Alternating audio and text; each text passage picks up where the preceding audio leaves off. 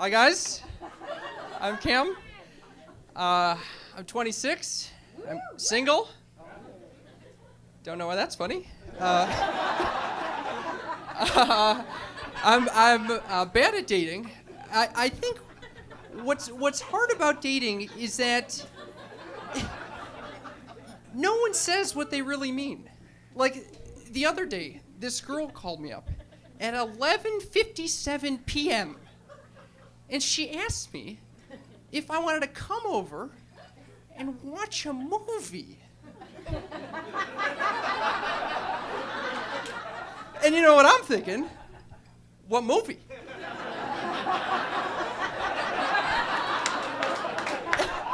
And then it hits me, wait a second, she might just be wanting a booty call.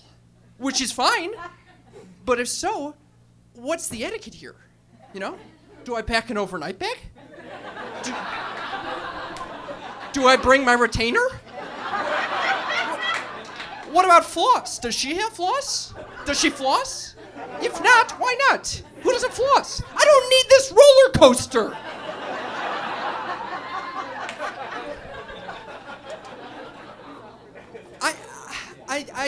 I struggle because I think I'm a romantic in the least romantic period in history. Like, everyone wants to just jump right into sex. No one wants to talk about feelings. If you want to talk about feelings, you gotta slip it in during sex. That's what I do. I'm like, oh, I want to do you. Do you think of me as your boyfriend? Or it's like, oh, don't stop.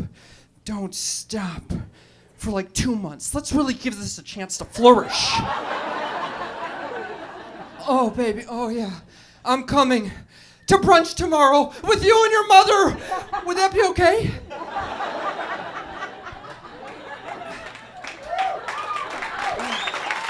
Thank you. And I think this is all made much worse by the fact that my mother is a sex expert. A sexpert. Yeah, I'm not kidding. She has a YouTube channel where she posts videos about her philosophy on love, which can be summed up pretty succinctly. It's have sex as much as humanly possible. And she had the gall to ask me if I would promote her YouTube channel tonight. And, you know, on the one hand, I'm thinking, what? No, I'm not going to promote and plug your YouTube channel about sex and relationships in my stand-up. But on the other hand, she did offer me $50 if I mention youtube.com/loveencore. Your premier destination for Cougar MILF insights.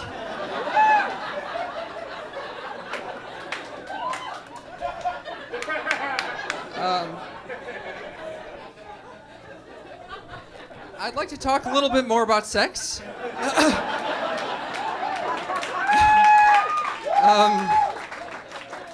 I'm not a big fan of it. Specifically casual sex. It's never casual, just very stressful. You know? The whole time you're pretending that you're not about to have sex. Like, say the two of you are hanging out in your living room, okay? To move from your living room to the bedroom, you gotta come up with some bullshit excuse. You know, you gotta say, hey, do you wanna watch a movie? No, not here in the living room on the big screen TV, but in my bedroom on the iPad. Nice retina display. And so then you get in the bedroom, you know, and the minute she walks out of the door to go to the bathroom, you feel like you gotta rearrange everything, you know? You gotta turn off the light, you gotta light a candle, you gotta close the blinds, you gotta take off your shoes, you gotta put on a playlist, you gotta burn some incense, and then the minute she comes back in, you gotta pretend like none of that shit ever happened.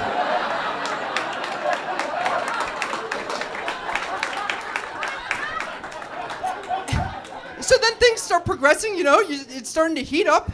And then right when it's getting good, right in the heat of the moment, you gotta stop everything and ask her, hey, should I get a condom?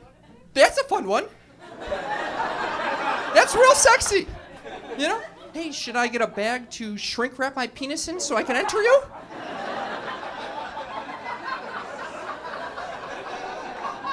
And then if she accepts, you gotta go through the whole rigmarole of finding the condom. You gotta fumble around pretending like you don't know exactly where that giant Costco-sized box of condoms is. And then you gotta say something lame, like, oh, I don't do this all the time. To which she responds, I know. And then you have the sex, you get very little feedback.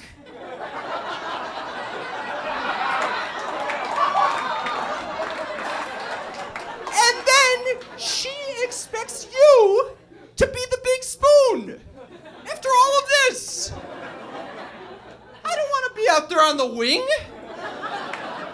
exposed to all the elements, naked to the wind. I want to be the little spoon. I don't need this roller coaster. All right, thank you. I'm kidding.